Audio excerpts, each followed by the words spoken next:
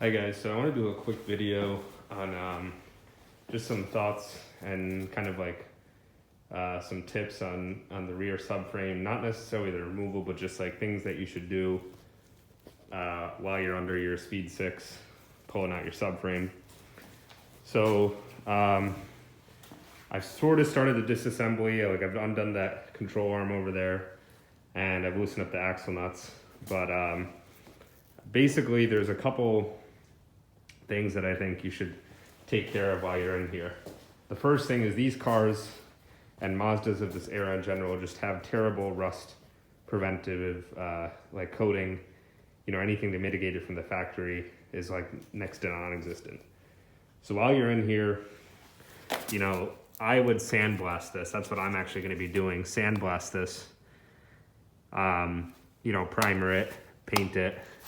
You know, use a good quality primer and paint. That's what I would recommend. You know, there's really no reason to pull this all out and then put it back in. It's just going to keep rusting away.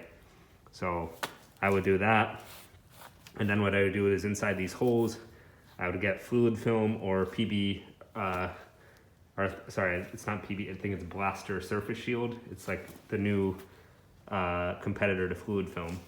So you can get inside these cavities and, you know, keep it from rusting inside out. Next thing you should look at is this upper control arm. Look at the bushings. Siberian Bushing makes replacements for these, but I think they're on back order now. If you're watching this, it's during the COVID-19 era, so I don't know, depending on where you live, it may or may not be readily available. I'm gonna actually take this off, hit it with the wire wheel, or on my bench wire wheel over there, blast it, or maybe not even blast it, just wire wheel it, primer it, paint over it. Obviously tape off the bushings so you don't paint your bushings, although I don't think anything terrible would happen if you did. So that's that. Subframe bushings. I know a lot of guys like to run solid subframe bushings on these cars. I'm going more for like a OEM plus, sort of like a street car, not a, you know, full-on race car. So I'm not going to be doing that. I'm going to keep these bushings. This car has only got, you know, just under 70,000 original miles on it. So I want to keep it that way. You know, keep that sort of, you know, basically what I'm trying to say is these bushings are not too far gone. The other thing is these bushings, you know, you want to look at these. You can see there's a little bit of play. I can move that with my finger. These are not terrible to replace. I believe what ends up happening is you're gonna have to sand down the rust on both sides with like a wire brush or something, and then you use a press, you know, which you can rent at you know, your local auto parts store, and just push this out. In my case, I'm gonna keep this because I don't need to, these bushings, even though they have a little bit of play, they're okay. I'm gonna just sand all this down, probably sandblast it. This is a 32 millimeter axle nut. You want to remove that. I used an impact, comes out, and then make this flush, hit the axle back in to push it in and separate it from the knuckle. I'm going to take this knuckle and I'm going to take the backing plate here, wire wheel that, probably sandblast it, primer and paint, brake, the brake caliper mounting plate. You want to take this out, re-grease it, check your pads, make sure everything is wearing evenly. In my case they are, so I'll be good with that. So that's, and then the final thing is these lateral links. These bushings tend to go you know, very early, so you can see this one's completely rusted. I'm going to just end up replacing this. There's really no need to salvage that. So I would go ahead and look at that, because these bushings can go bad very quickly, and that actually changes your toe for the rear when you get your alignment done. So the other thing, which I'm sure you guys have heard is very common, is the rear diff mount. So this is the differential obviously down there. This is the rear diff mount for the rear diff. There's also a front diff mount, which I'll get to later.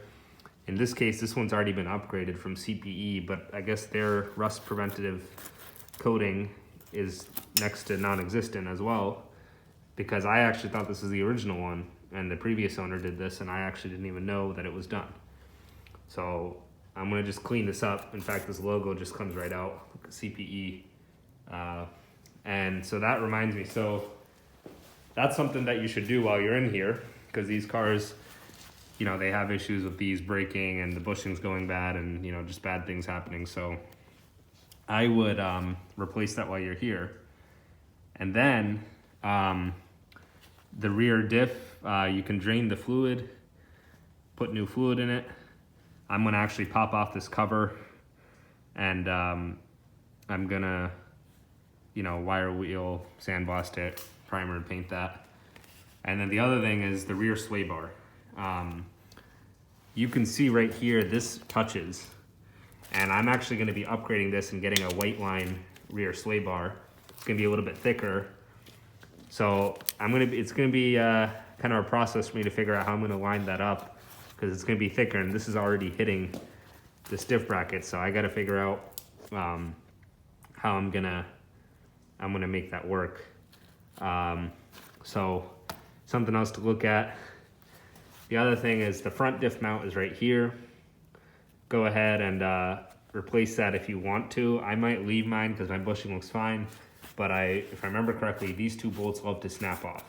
So be careful when you're doing that. I'm probably gonna get a torch and heat that up really good, and then replace it, because I don't want to risk that breaking off when I put it back in the car. I'd rather take it off while I'm here. So if anything, I'm gonna loosen those two bolts, probably put some you know, oil or anti-seize or something in there to keep it, or even Loctite, honestly, just to keep the rust down and make it easier for removal next time if I need to. And then the final thing is the springs and these lower control arms. These bushings, you can see this one is pretty chewed up. These love to go. So go ahead and replace that. This is your cam bolt. Make sure that's freely spins, because that can change your camber. And then your sway bar end links. You know, while you're in here, might as well replace those. There's a bolt there, not there. Just go ahead and get new ones. These ones don't look terrible, so, you know, who knows, maybe I'll reuse them, but these boots look like all the grease is out of them, so probably end up going ahead and replacing those. So this is kind of like what you can expect to do when your rear diff is out, but I think the overarching theme here is just rust. It is everywhere. Luckily this car, it's only spent a few years in the Northeast, and it shouldn't be here much longer. I'm going to be moving to somewhere with much nicer weather, hopefully. So I want to just get this taken care of and then go there and, you know, live happily ever after and not deal with rust. So that's the goal. But again, while you're here, these are all the things that I would look at. Some guys even go ahead and replace the rear drive shafts with DSS drive shafts. I'm not going to do that because, again, my car's only got 70,000 miles. It's not really launched or driven hard.